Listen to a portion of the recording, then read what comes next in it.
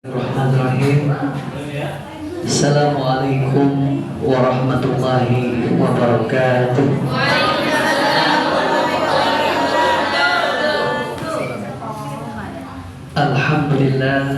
Alhamdulillahi rabbil alamin. Wa bihi nasta'inu ala umuri dunya waddin. Wassalatu wassalamu ala asrofil anbiya'i wal mursalin Sayyidina Muhammadin wa ala alihi wa sahbihi ajma'in, amma ba'du. Wa qala Allah ta'ala fil Qur'anil Karim, a'udzu billahi minasy syaithanir rajim. Bismillahirrahmanirrahim. Ya ayyuhalladzina amanu kutiba 'alaikumus siyam kama kutiba 'alal ladzina min qablikum la'allakum tattaqun. Sadaqallahul adzim. Yang terhormat Ibu Kepala Sekolah Eksekutif 2 Muhajirin, Ibu Hajaria, Judaria, SP, SPD, PD. Yang kami hormati Bapak Ibu Wakasek, yang kami hormati Bapak Ibu Koordinator Level, yang kami hormati teman-teman seperjuangan dan staf SD plus 2 Muhajirin. Silakan masuk ya moderator.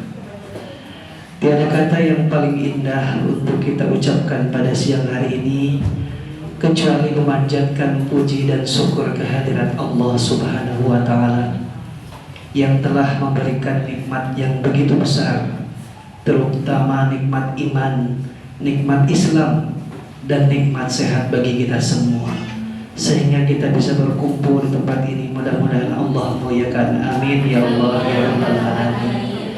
Salawat dan salam semoga tetap terlimpah curahkan pada baginda Rasul, pemimpin umat Islam sedunia, penerang dari zaman kegelapan menjadi zaman terang benderang, yakni Habibana wa Nabiyana Muhammad sallallahu alaihi wasallam. Tidak lupa kepada keluarganya, para sahabatnya, tabi'in tabi'atnya, dan mudah-mudahan kita dijadikan umatnya yang senantiasa mengikuti ajarannya, dan kita semua mendapatkan syafaat nanti di yaumul akhir. Amin ya Allah ya Rabbal alamin. Teman-teman semua yang saya hormati, mohon maaf, bukan berarti menggurui, tapi dalam rangka watawasau bil haqqi watawasau bis sabr. Kita saling menguatkan dalam kesabaran dan kebaikan. Ma'asyiral muslimin rahimakumullah. Ada 4 kemuliaan bagi orang yang berpuasa di bulan Ramadan. Yang pertama kemuliaan itu adalah diberikannya ampunan dosa. Baginda Rasulullah SAW bersabda, barang siapa yang berpuasa karena iman dan mengharapkan pahala dari Allah Subhanahu wa Ta'ala, maka Allah akan mengampuni dosa-dosa yang telah lalu. Masya Allah. Ini sangat luar biasa. Kalau seandainya kita tidak bisa memanfaatkan bulan suci Ramadan dengan penuh kesungguhan, dengan penuh keikhlasan, maka sangatlah rugi. Karena di bulan Ramadan ini Allah memberikan ampunannya itu khusus di bulan Ramadan siang dan malam.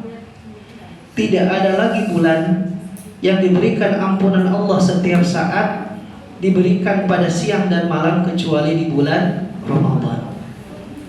Maka yuk teman-teman, kita sebagai manusia tidak lepas dari hilaf, dari dosa. Mumpung kita diberikan kesempatan di bulan suci Ramadan ini, kita berpuasa, yuk kita jemput ampunan Allah dengan selalu mengucapkan istighfar setiap hari. Kita mengajar kalau santai istighfar dalam hati, tidak usah diketahui oleh orang lain ya. Kita hanya mengharapkan ridho dari Allah Subhanahu wa Ta'ala.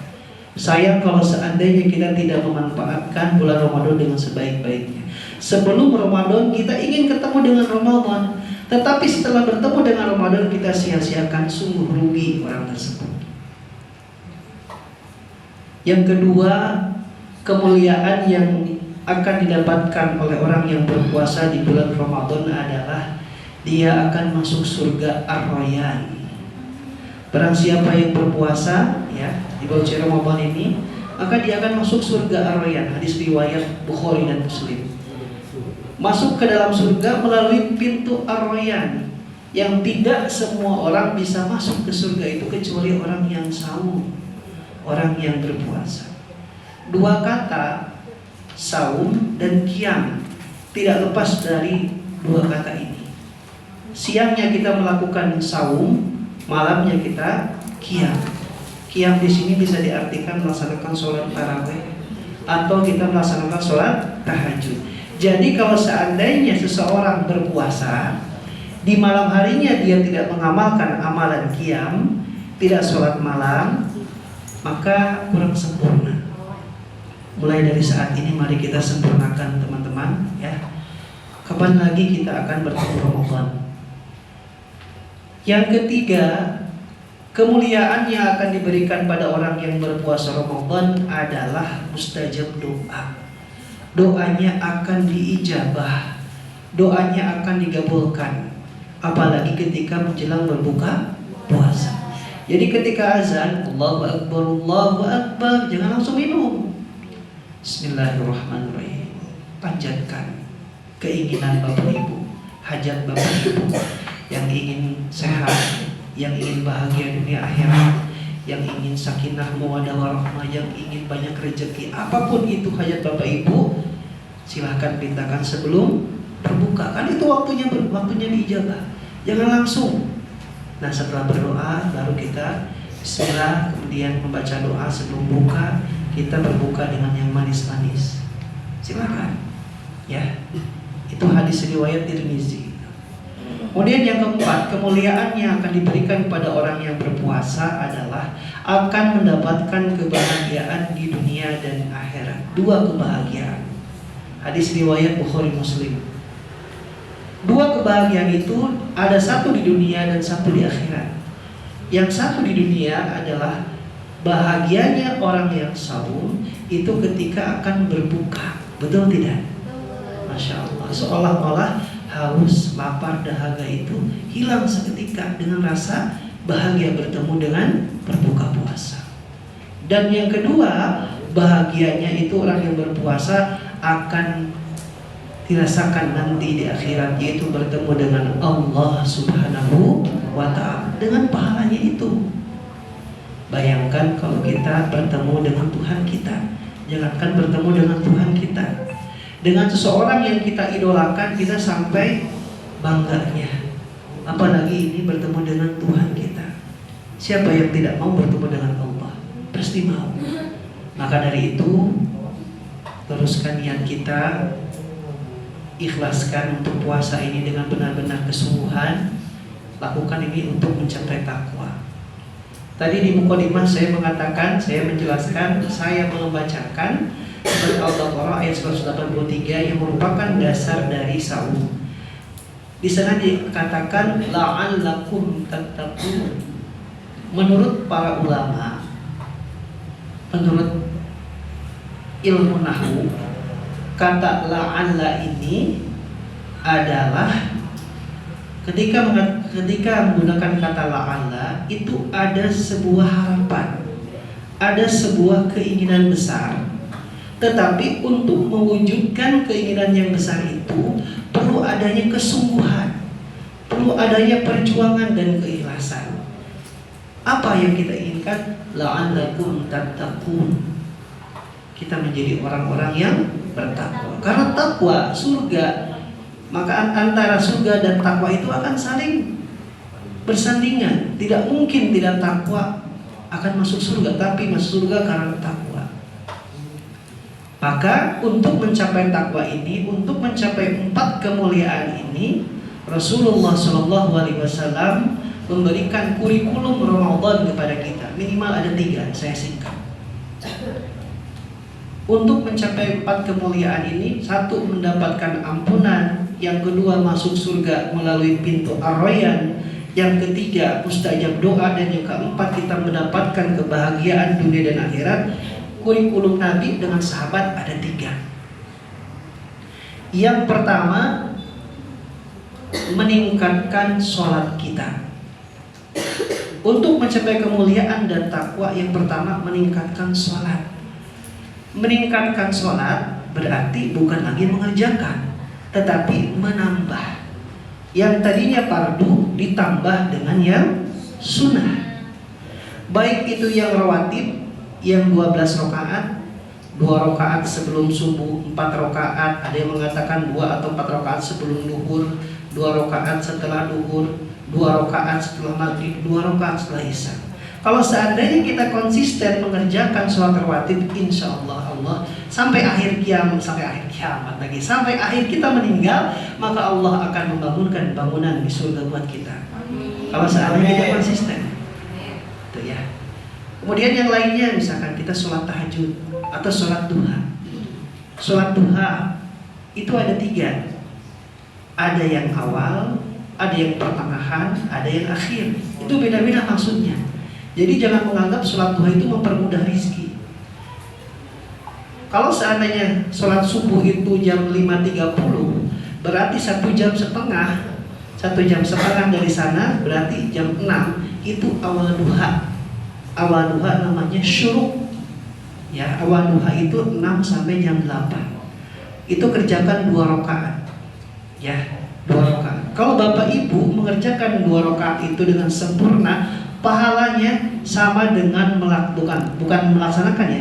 Pahala ini sama sebanding dengan melaksanakan ibadah haji dan umroh sempurna, sudah melaksanakan dari sempurna. Kalau konsisten. Jam 8, 9, 10 itu pertengahan, 2 sampai 4 rakaat. Itu gunanya, fungsinya satu sebagai pengganti organ tubuh kita berzikir kepada Allah, digantikan dengan sholat duha antara 8 sampai 10. Dan yang kedua adalah memberi solusi dari setiap masalah yang kita hadapi, baik ekonomi, keluarga, sosial, kehidupan, minta kepada Allah di sana.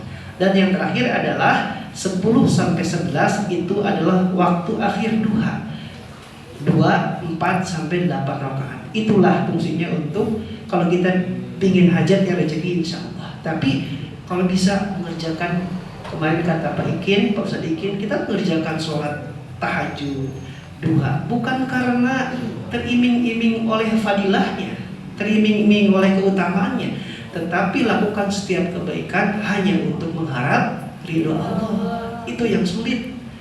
Pengen sholat duha, pengen rezeki. Pengen sholat tahajud, pengen pangkat kita, kedudukan kita di masyarakat naik. Jangan. Semuanya lakukan hanya karena Allah. Yang lainnya mungkin bisa sholat tahiyatul masjid, tahajud, ataupun yang lainnya. Yang kedua, kurikulum Nabi agar kita menjadi orang yang bertakwa itu di bulan Ramadan, yang kedua adalah perbanyaklah berinteraksi dengan Al-Quran. Alhamdulillah sekolah kita sudah memfasilitasi, ada tadarus ya. Kemudian yang mengajar umi juga alhamdulillah tuh. Orang-orang yang mengajar umi luar biasa. Mungkin secara duniawi ya, tetapi pandangan Allah yang Maha Tahu. Banyak berinteraksi dengan Al-Quran. Dengan cara apa? Qiraah, tadarus. Kemudian kajian-kajian, coba baca Al-Quran yang ada terjemahan, artinya baca. Karena Al-Quran itu adalah bukan untuk dibaca, tapi menjadi pedoman hidup bagi kita untuk berkehidupan. Bukan hanya khatam 30 juz dalam 1 bulan, tapi juga praktekkan. Ya, sering berinteraksi dengan Al-Quran. Kalau bisa sebelum subuh 25 ayat, setelah subuh 25 ayat, sebelum duhur 25, setelah duhur 25, sebelum asar 25, setelahnya terus insya Allah 1 hari 1 juz. Kalau seandainya seperti itu, berarti yang sekarang seperti itu mempraktekkan, berarti hari ini sudah 14 juz. Tidak sulit kok. Jangan sampai kita dianiaya oleh dunia. Ya. Yang ketiga, kurikulum Nabi untuk mencapai takwa adalah yang ketiga di bulan Ramadan ya, banyak berinfak dan bersedekah. Karena ada kegiatan mudah berbagi, bukan promosi ya, tetapi ini merupakan momen penting bagi kita. Nabi adalah sosok yang lembut, yang lemah lembut Nabi itu. Makanya orang yang lemah lembut itu luar biasa. Kemudian lemah lembut dan dermawan. Dan lebih dermawan Nabi ketika bulan suci Ramadan. Jadi tidak usah menunggu kaya kita untuk berinfak. Boleh kita menganggarkan. Sebulan ini 60.000, sehari 20.000 sedekah subuh, sehari 20.000. Boleh makan. Dan Allah tidak menilai seorang berinfak bersedekah itu bukan dari besar kecilnya, tetapi kebersihan hati dan keikhlasannya. Terkadang dengan sedekah, dengan infak, permasalahan kita akan selesai. Punya utang selesai.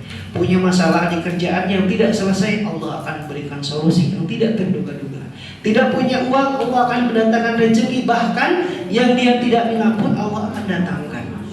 Kuncinya ya takwa kepada Allah, seperti itu.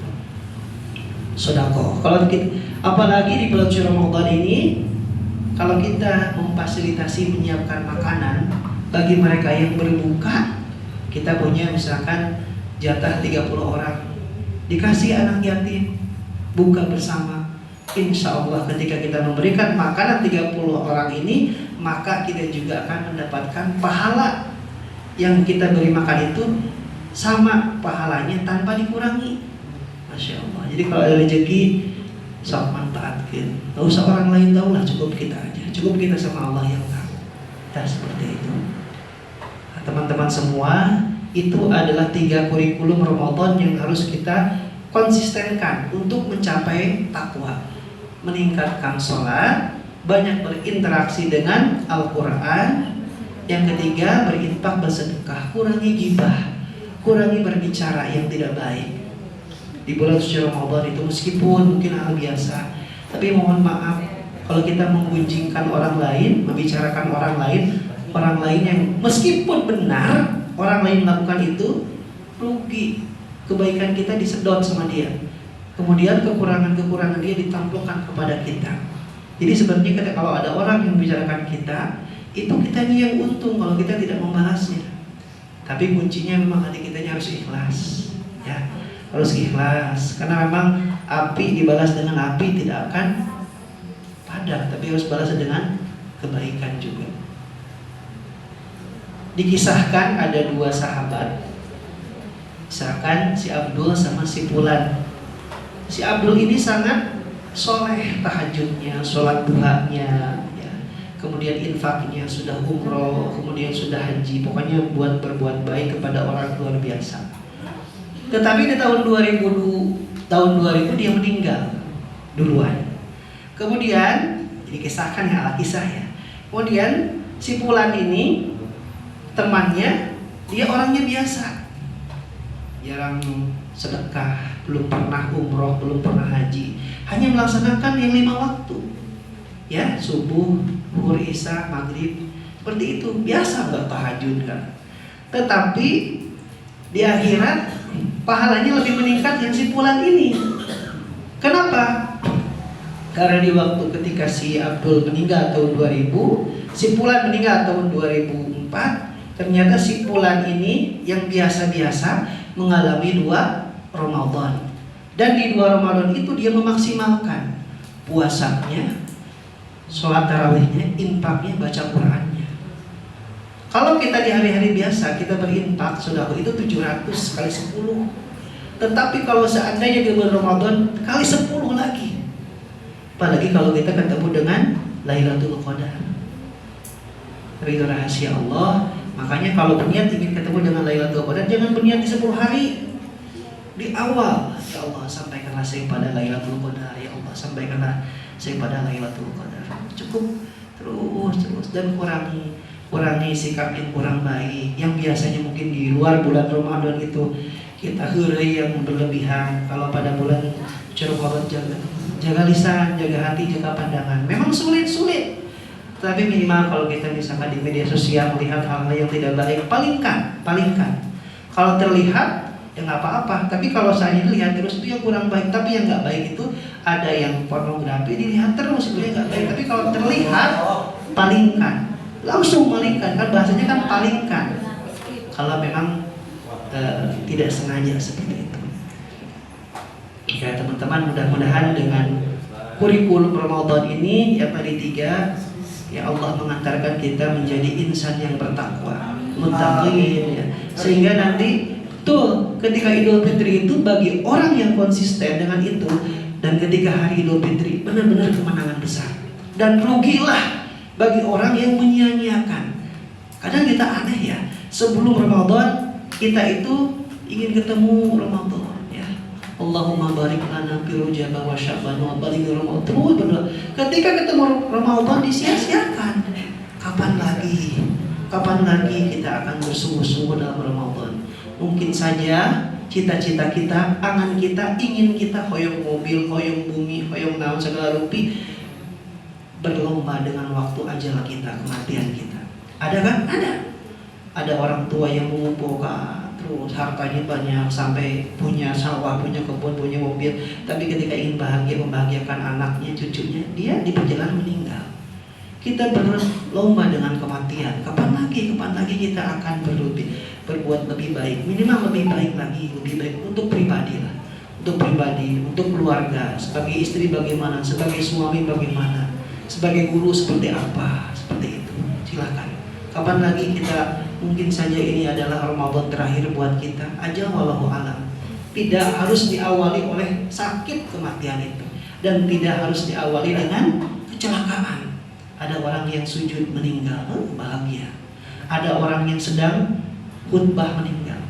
Ada orang yang sedang baca Al-Quran meninggal. Ada orang yang sedang taklim bertanya kepada gurunya, nyender ke dinding meninggal. Ada orang yang sedang berzikir meninggal. Dan yang paling rugi adalah yang meninggal dalam keadaan ya seperti itu.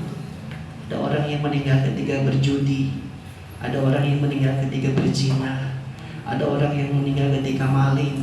Ada orang yang meninggal ketika melakukan hal yang tidak baik. Nah, mungkin teman-teman semua, mohon maaf, ini mungkin saya pengingat bagi diri saya. Saya bukan ustadz seperti Pak Ustadz, Pak Wawan, mungkin Pak Indra, tetapi ingin memperbaiki diri. Sama-sama kita memperbaiki diri untuk ke depan. Mudah-mudahan semuanya di bulan suci Ramadan ini kita bisa berubah menjadi lebih baik. Kita bisa menggapai Idul Fitri dengan kemenangan yang besar, ya. Kita bisa mengalahkan setan, hawa nafsu kita mulai dikekang nih. Yang ketika mungkin di luar Ramadan pengen banyak keinginan, coba ditahan. Karena sesungguhnya yang paling besar musuh kita adalah hawa nafsu kita. Ingin itu yang paling ingin punya ini. Padahal Allah lebih tahu apa yang kamu butuhkan daripada keinginan kita. Seperti itu.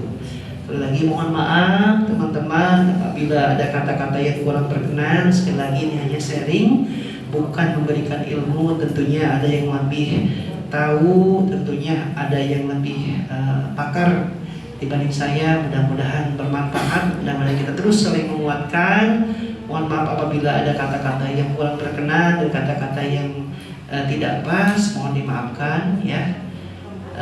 Wallahul muwaffiq ila aqwamit thoriq. Assalamualaikum warahmatullahi wabarakatuh. Waalaikumsalam.